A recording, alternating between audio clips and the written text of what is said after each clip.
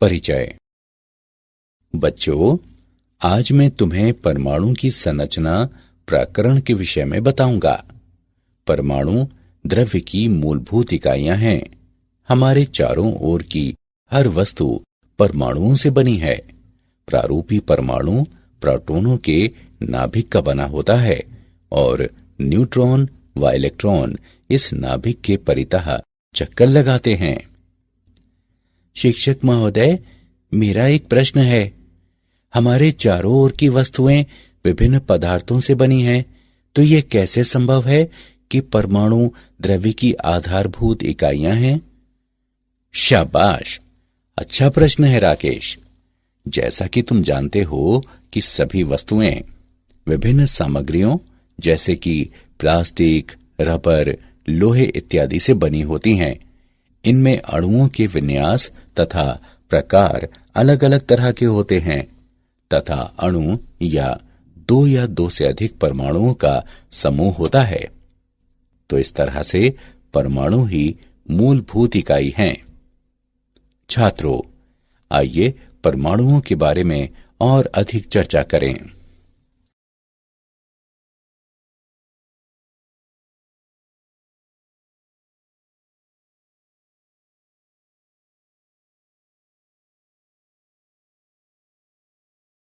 उद्देश्य। इस पाठ के अंत में आप निम्न करने में सक्षम हो जाएंगे। परमाणु के थॉमसन मॉडल को जानना, अल्फा कणों के प्रकीर्णन के प्रयोग का वर्णन करना, अल्फा कणों के प्रकीर्णन के प्रयोग को समझना, रदरफोर्ड के परमाणु मॉडल का वर्णन करना, इलेक्ट्रॉन की कक्षा को परिभाषित करना, परमाणुवीय स्पेक्ट्रम का विश्लेषण करना, हाइड्रोजन परमाणु के बोर मॉडल की विवेचना करना, हाइड्रोजन परमाणु के ऊर्जा स्तरों के बारे में जानना, हाइड्रोजन परमाणु के लाइन स्पेक्ट्रम का विश्लेषण करना, बोर के द्वितीय अभिगृहित का दे ब्रॉगली के स्पष्टीकरण के बारे में जानना।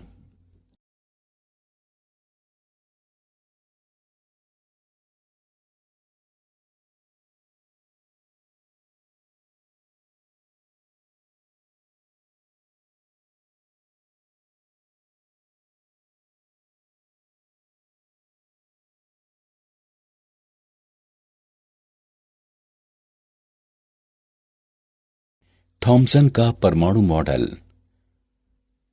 सन 1898 में जे थॉमसन ने परमाणु का एक मॉडल प्रस्तावित किया, जिसे प्लम पुडिंग मॉडल भी कहा जाता है। उन्होंने बताया कि परमाणु किसी धनात्मक तरल जैसे कि पुडिंग से भरा होता है, जिसमें इलेक्ट्रॉन इस तरह अंतःस्थापित रहते हैं जैसे कि तरबूज में बीज। गोलीय मॉडल की त्रिज्या लगभग 10⁻⁻8 सेंटीमीटर होती है। धनात्मक तरल पर कुल धनावेश समान होता है, जो इलेक्ट्रॉनों के ऋणावेशों द्वारा सममितिक रूप से संतुलित रहता है। लेकिन इस मॉडल को अस्वीकृत कर दिया गया क्योंकि यह मॉडल रदरफोर्ड द्वारा किए गए प्रयोगों के परिणामों को संतुष्ट करने में विफल रहा। अल्फा कणों के प्रकीर्णन का प्रयोग। रदरफोर्ड ने धातु की पतली पन्नियों पर अल्फा कणों को प्रक्षेपित कराया और प्रक्षेपित कणों के विक्षेपण वाले पथों का अवलोकन किया। प्रायोगिक व्यवस्था। एक रेडियोधर्मी स्रोत से उत्सर्जित अल्फा कण लेड की ईंटों से गुजरकर एक संकीर्ण पुंज के रूप में संरेखित होते हैं। पुंज को धातु की एक पतली पन्नी पर प्रक्षेपित कराया गया, जिसकी मोटाई 2.1 गुणे 10⁻⁻7 मीटर थी।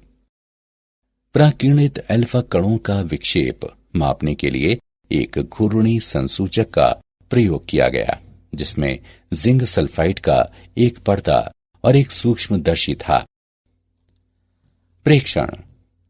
अधिकांश अल्फा कण धातु की पन्नी से इस तरह सीधे गुजर जाते हैं जैसे वे रिक्त स्थान में गए हों। आपतित कणों में से केवल 0.14% ही 1 डिग्री से अधिक प्रकीर्णित होते हैं। इन कणों का एक छोटा अंश 90 डिग्री से बड़े विशाल कणों द्वारा प्रकीर्णित होता है, जिनमें से कुछ लगभग 180 डिग्री कोणों से प्रकीर्णित होते हैं। रदरफोर्ड ने निम्न मान्यताओं के आधार पर एक सिद्धांत विकसित किया। अल्फा कण और नाभिक बिंदु द्रव्यमान एवं आवेश होते हैं। अल्फा कणों तथा नाभिक के बीच केवल एक वैद्युत स्थैतिक प्रतिकर्षी बल कार्य करता है। अल्फा कणों की तुलना में नाभिक इतना भारी होता है कि ये उनकी अन्योन्य क्रिया के दौरान गति नहीं करता।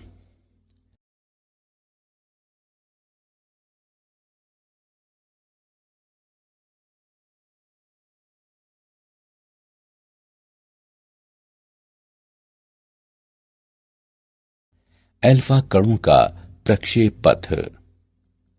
चूंकि वैद्युत स्थैतिक बल 1/r वर्ग विचलित होता है, अल्फा कणों का प्रक्षेप पथ अति परवलयी होता है, जहां r अल्फा कण और नाभिक के बीच तात्क्षणिक पृथक्कन है। नाभिक तथा अल्फा कण की गति की आरंभिक रेखा के बीच की अभिलंबवत दूरी संघट्ट प्राचल कहलाती है। रदरफोर्ड ने थीटा प्रकीर्णन कोण से पर्दे पर पहुंचने वाले अल्फा कणों की संख्या n थीटा प्रति इकाई क्षेत्रफल परिकलित किया और पाया कि n थीटा साइन थीटा बटे 2 की घात 4 के व्युत्क्रमानुपाती होता है। कण तथा नाभिक के बीच की निकटतम दूरी से नाभिक का आकार लगभग 10 की घात -14 मीटर से लेकर 10 की घात -15 मीटर तक होने का पता चलता है। परमाणु से संबंधित कोई इलेक्ट्रॉन नाभिक के बाहर आपेक्षिक बड़े आयतन वाले माने गए। परमाणु में बड़ा खाली स्थान होने के कारण अधिकांश अल्फा कण पतली पन्नी से बिना विक्षेपित हुए निकल गए। रदरफोर्ड का परमाणु मॉडल। रदरफोर्ड के प्रकीर्णन के प्रयोग ने नाभिकीय परमाणु मॉडल को जन्म दिया। इसकी मुख्य विशेषताएं निम्न हैं। परमाणु में धनावेशित तथा भारी क्रोड होती है, जो नाभिक कहलाता है। परमाणु के आकार की तुलना में नाभिक बहुत ही कम स्थान घेरता है। नाभिक कई इलेक्ट्रॉनों से घिरा रहता है, जिससे परमाणु विद्युतिक रूप से उदासीन हो जाता है। इलेक्ट्रॉनों को नाभिक की ओर विद्युत बल आकर्षित करता है, जिसके विरुद्ध अपने स्थानों पर बने रहने के लिए वे नाभिक के परितः कक्षाओं में चक्कर लगाते हैं।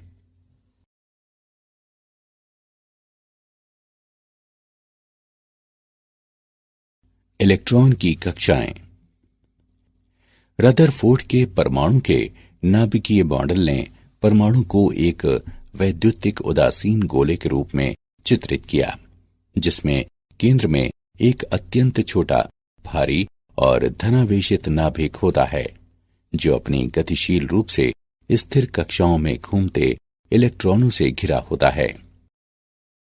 घूमते इलेक्ट्रॉनों तथा नाभिक के बीच आकर्षण का वैद्युत स्थैतिक बल इलेक्ट्रॉनों को उनकी कक्षाओं में बनाए रखने के लिए अपेक्षित अभिकेंद्रीय बल प्रदान करता है। Fe बराबर Fc। उनके संबंधित मानों को प्रतिस्थापित करने पर हम पाते हैं कि mv वर्ग गुणे r बराबर है 1/4 पाई एप्सिलॉन नॉट e वर्ग बटे r वर्ग। हम इस समीकरण को निम्नवत भी लिख सकते हैं। r बराबर e वर्ग बटे 4 पाई एप्सिलॉन नॉट mv वर्ग। हाइड्रोजन परमाणु में इलेक्ट्रॉन की गतिज ऊर्जा एवं वैद्युत स्थैतिक स्थितिज ऊर्जा निम्नानुसार व्यक्त है। K बराबर 1/2 mv वर्ग बराबर e वर्ग बटे 8 पाई एप्सिलॉन नॉट r तथा u बराबर माइनस e वर्ग बटे 4 पाई एप्सिलॉन नॉट r। अतः एक हाइड्रोजन परमाणु में इलेक्ट्रॉन की कुल ऊर्जा निम्न होगी: E बराबर k प्लस यू, जो माइनस ई वर्ग बटे 8 पाई एप्सिलॉन नॉट r के बराबर है। इलेक्ट्रॉन की कुल ऊर्जा ऋणात्मक है। इसका अर्थ है कि इलेक्ट्रॉन नाभिक से बंधा है।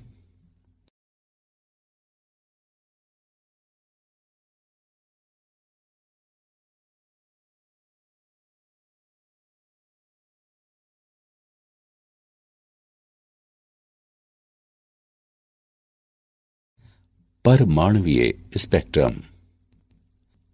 हाइड्रोजन जैसी गैस से भरी निर्वातित कांच नलिका में स्थित दो इलेक्ट्रोडों के मध्य पर्याप्त उच्च विभवांतर प्रयुक्त करके विद्युत चुम्बकीय विकिरण उत्सर्जित किया जा सकता है।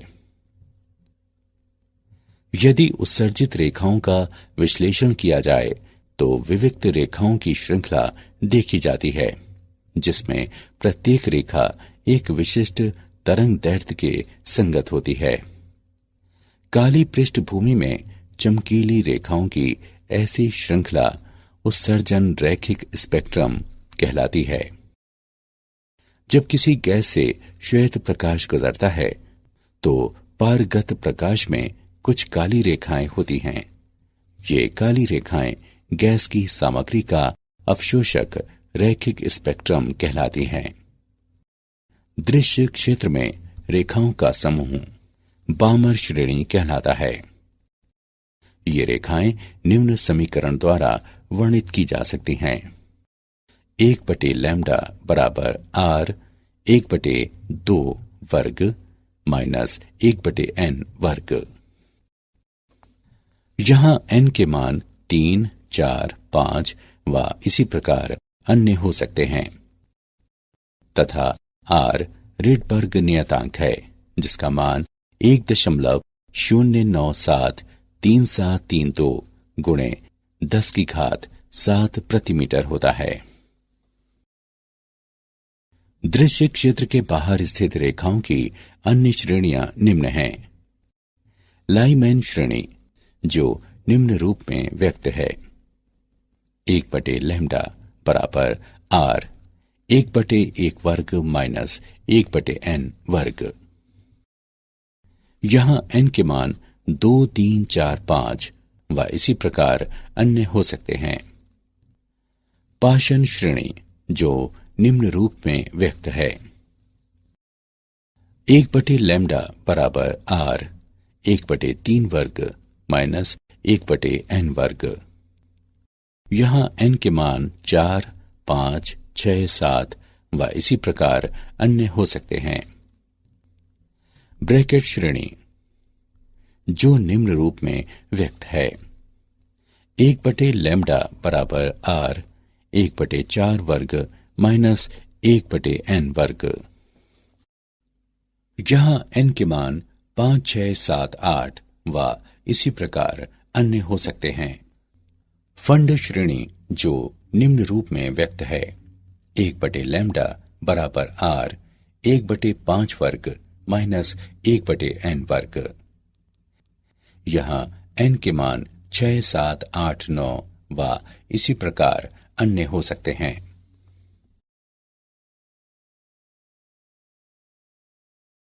हाइड्रोजन परमाणु का बोर मॉडल। परमाणु के बोर मॉडल के मूल अभिगृहित निम्न हैं: इलेक्ट्रॉन नाभिक के परितः कूलॉम बल के प्रभाव में विशिष्ट वृत्तीय कक्षाओं में घूमता है, जो स्थैतिक कक्षाएं कहलाती हैं। इन कक्षाओं में इलेक्ट्रॉन विद्युत चुम्बकीय तरंगें उत्सर्जित नहीं करता, इसलिए परमाणु स्थायी रहता है। स्थैतिक कक्षाएं वे होती हैं जिनके लिए इलेक्ट्रॉन के कोणीय संवेग L का मान h/2 पाई का पूर्णांक गुणज होता है। L बराबर NH/2 पाई, जहां N कक्षा की क्वांटम संख्या के रूप में ज्ञात है तथा h प्लांक का नियतांक है। यदि इलेक्ट्रॉन एक स्थैतिक कक्षा से दूसरी स्थैतिक कक्षा में जाते हैं तो ये न्यू आवृत्ति का एक फोटॉन उत्सर्जित करता है जो EI माइनस EF बटे h द्वारा व्यक्त है। हाइड्रोजन परमाणु के लिए बोर कक्षाओं की त्रिज्या। हम जानते हैं कि हाइड्रोजन परमाणु के लिए वृत्तीय कक्षा की त्रिज्या E वर्ग बटे 4 पाई एप्सिलॉन नॉट mv वर्ग होती है। हमें nv कक्षा की त्रिज्या ज्ञात करनी है जो कोणीय संवेग पर बोर के क्वांटमीकरण नियम को संतुष्ट करती है। Ln बराबर m Vn और Rn का गुणनफल जो NH बटे 2 पाई के बराबर है, जहां n बराबर 1, 2, 3 और इसी प्रकार अन्य, तथा Vn इलेक्ट्रॉन की nv कक्षा में चाल है। इस समीकरण को निम्न रूप में लिखा जा सकता है। Vn बराबर NH बटे 2 पाई m Rn। उपरोक्त दोनों समीकरणों की तुलना करने पर हम वेग तथा nv कक्षा की त्रिज्या का व्यंजक प्राप्त करते हैं। Vn बराबर 1 बटे n गुणे E वर्ग बटे 2 एप्सिलॉन नॉट h तथा Rn बराबर n वर्ग गुणे h वर्ग एप्सिलॉन नॉट बटे पाई me वर्ग बराबर n वर्ग a नॉट, जहां a नॉट बराबर 0.529 एंगस्ट्रॉम।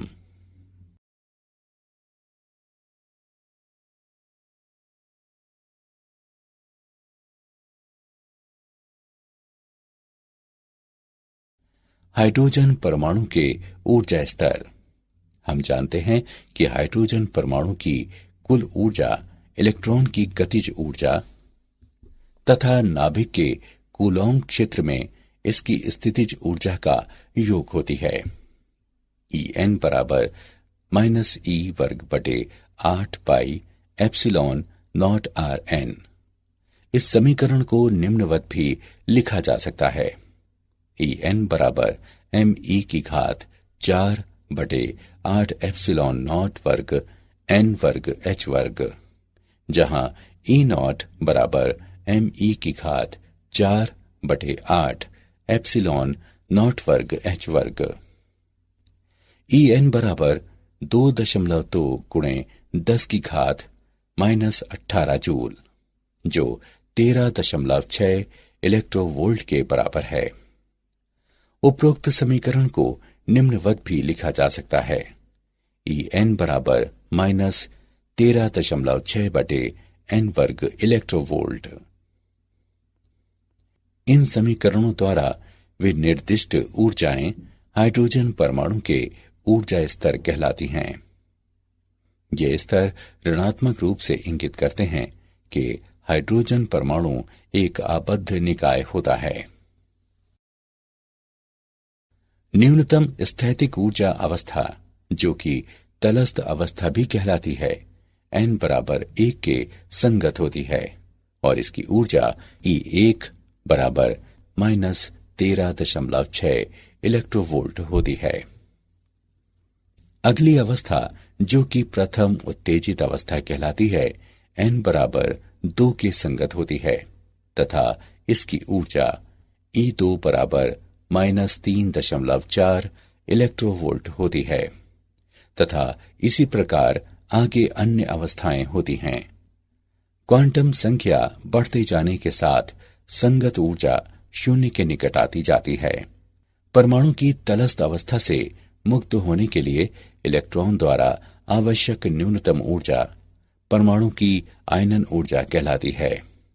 अतः हाइड्रोजन परमाणु की आयनन ऊर्जा 13.6 इलेक्ट्रोवोल्ट होती है। उदाहरण। आइए बोर के हाइड्रोजन परमाणु मॉडल का एक उदाहरण देखें।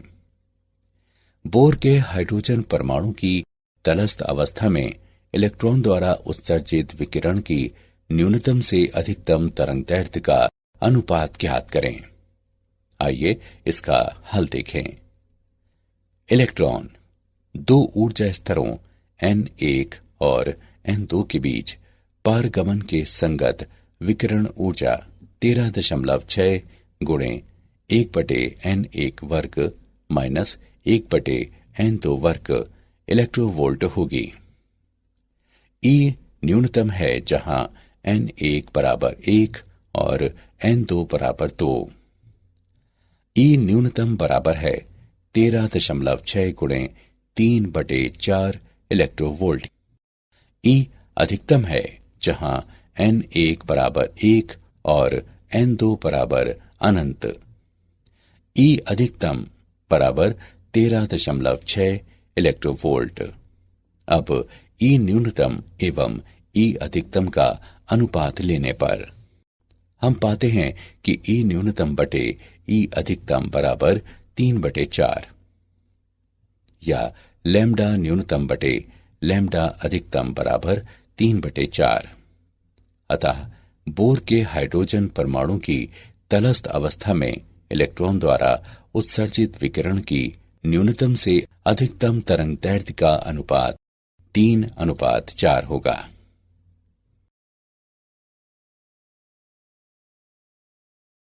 हाइड्रोजन परमाणु का लाइन स्पेक्ट्रम। परमाणुओं के निकाय में सामान्य तापमान पर अधिकांश परमाणु तलस्थ अवस्था में रहते हैं। यदि हाइड्रोजन परमाणुओं के ऐसे निकाय पर श्वेत प्रकाश डाला जाता है तो संक्रमित प्रकाश के विविध तरंगदैर्ध्यों वाले विकिरण नहीं होते। हाइड्रोजन का ये अवशोषण स्पेक्ट्रम लाइमैन श्रेणी के संगत होता है।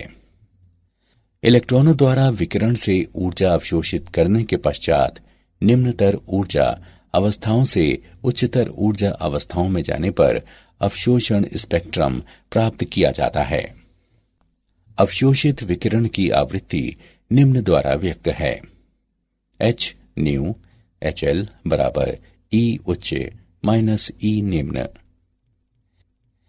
कमरे के तापमान पर बहुत कम इलेक्ट्रॉन उच्च ऊर्जा अवस्थाओं n बराबर 2 और 3 में होते हैं। विभिन्न ऊर्जा स्तरों में इलेक्ट्रॉनों की संख्या तापक्रम द्वारा निर्धारित की जाती है। उच्चतर तापमान पर हाइड्रोजन के अधिक संख्या में इलेक्ट्रॉन n बराबर 2 स्तर में होते हैं। अवशोषण रेखाओं का तरंगदैर्ध्य उत्सर्जन रेखाओं के समान होता है। उत्सर्जित प्रकाश तथा अवशोषित प्रकाश की आवृत्ति परिकलित करने के लिए इस संबंध का उपयोग किया जाता है। E2 माइनस E1 बराबर h न्यू 12 जो Hc बटे लैम्डा 12 के बराबर है। बोर के क्वांटमीकरण के द्वितीय अभिग्रहित का दे ब्रॉगली द्वारा स्पष्टीकरण। दे ब्रॉगली ने कक्षा में घूमते इलेक्ट्रॉन के कोणीय संवेग पर क्वांटमीकरण प्रतिबंध की व्याख्या प्रस्तुत की। दे ब्रॉगली के अनुसार जब कोई इलेक्ट्रॉन एक परमाणु की स्थैतिक कक्षा में होता है तो ये एक प्रकार की अनुनादी स्थिति में होता है। इलेक्ट्रॉन के तरंग दैर्ध्य पर अनुनादी दशा के लिए आवश्यक होता है कि एक इसकी कक्षा की परिधि पर एक स्थायी तरंग बनाए रखी जाए। अतः इलेक्ट्रॉनों की कक्षा की परिधि में इसके दे ब्रॉगली तरंग दैर्ध्य की एक पूर्णांक संख्या होती है। 2πr बराबर n लैम्डा, जहां n बराबर 1, 2, 3 इत्यादि। m द्रव्यमान तथा v चाल वाले इलेक्ट्रॉन के लिए दे ब्रॉगली तरंगदैर्ध्य h बटे mv होगा। इसे इस रूप में लिखा जा सकता है mvr बराबर nh बटे 2π। ये बोर का कोणीय संवेग क्वांटमीकरण प्रतिबंध है। क्या आप जानते हैं ब्रह्मांड में परमाणुओं की संख्या लिखने के लिए 10 से 80 शून्य लगाने होंगे। कुछ निश्चित दशाओं में परमाणुओं को 200 प्रकार के अल्पजीवी अवपरमाणविक कणों में विभक्त किया जा सकता है। नाभिक के कण विविध अन्य अति सूक्ष्म कणों से बने होते हैं जो क्वार्क कहलाते हैं।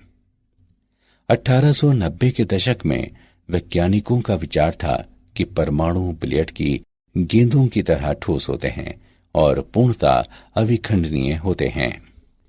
इलेक्ट्रॉन प्रोटॉनों से 1836 गुने छोटे होते हैं, इसलिए इनका भार लगभग नगण्य होता है। सारांश। आइए हमने जो कुछ सीखा है उसे संक्षेप में दोहराएं। कण तथा नाभिक के बीच की निकटतम दूरी से नाभिक का आकार लगभग 10 की घात -14 मीटर से लेकर 10 की घात -15 मीटर तक होने का पता चलता है। परमाणु में धनावेशित तथा भारी क्रोड होती है जो नाभिक कहलाता है।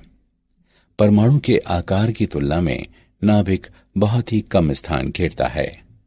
नाभिक कई इलेक्ट्रॉनों से घिरा रहता है, जिससे परमाणु वैद्युतिक रूप से उदासीन हो जाता है। इलेक्ट्रॉनों को नाभिक की ओर विद्युत बल आकर्षित करता है, जिसके विरुद्ध अपने स्थानों पर बने रहने के लिए वे नाभिक के परितः कक्षाओं में चक्कर लगाते हैं।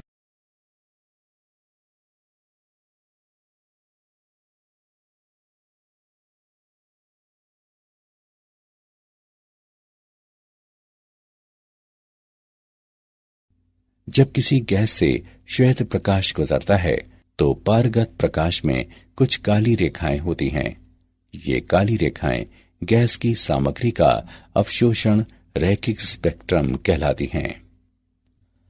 इलेक्ट्रॉन नाभिक के परितः कूलॉम बल के प्रभाव में विशिष्ट वृत्तीय कक्षाओं में घूमता है, जो स्थैतिक कक्षाएं कहलाती हैं। परमाणु की तलस्थ अवस्था से मुक्त होने के लिए इलेक्ट्रॉन द्वारा आवश्यक न्यूनतम ऊर्जा परमाणु की आयनन ऊर्जा कहलाती है। इलेक्ट्रॉनों द्वारा विकिरण से ऊर्जा अवशोषित करने के पश्चात निम्नतर ऊर्जा अवस्थाओं से उच्चतर ऊर्जा अवस्थाओं में जाने पर अवशोषण स्पेक्ट्रम प्राप्त किया जाता है।